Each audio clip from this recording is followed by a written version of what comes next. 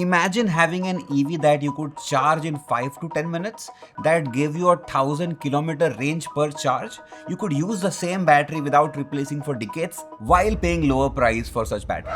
I'll tell you right now how that's going to be possible once lithium-ion batteries that EVs and phones and laptops use today get replaced by lithium sulfur batteries. By the way, if you have a hot take on EVs and their future, do let me know what you think about it in the comment.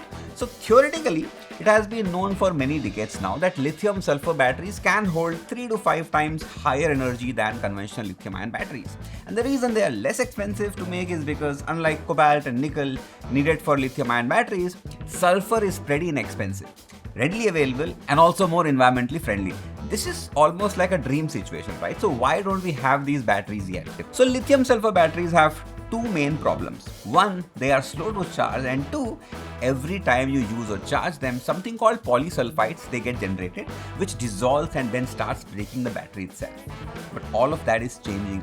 For example, back in 2009, University of Waterloo already figured out a way to cage sulfur in a carbon framework, which prevented the polysulfide from eating up the battery. And building on this technology, DGIST in South Korea discovered that graphite scaffolding works best for this purpose. They use a special material called ZIF8, and using this, they didn't just contain the polysulfides but also sped up charging, achieving a 12-minute charge time for 705 mAh per gram of energy dense batteries.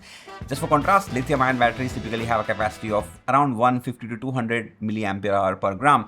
So you see how incredible that is. On the charging front, researchers at the University of Adelaide in Australia, they tried an electrocatalyst approach, and then they could further bring down charging times to just 5 minutes. But the best thing with lithium sulfur is once you are able to take care of the polysulfide issue and then you throw in solid electrolytes to the mix, you can also increase the number of times the battery can be charged in its lifetime. So I saw this study published in Nature where they presented a lithium sulfur battery with 25,000 cycle lifespan while still retaining 80% of its capacity. That's like if you had this battery in your EV, and even if you charge say 2 times a day, you could keep using the same battery for 35 years with the battery still retaining 80% capacity. Insane, right? But how real are these batteries? Do they exist outside of university labs? Yes, at least prototypes. So Lighten, for example, a California-based company, is offering prototypes to test and has already built a lithium sulfur pilot plant and has planned for $1 billion gigafactory in Nevada that can produce up to 12 gigawatt hour of these lithium sulfur batteries, they say by 2027. Alright, share this video with somebody who may be interested in batteries and the future of EV. Once again, I'm Amrit, founder of Story99.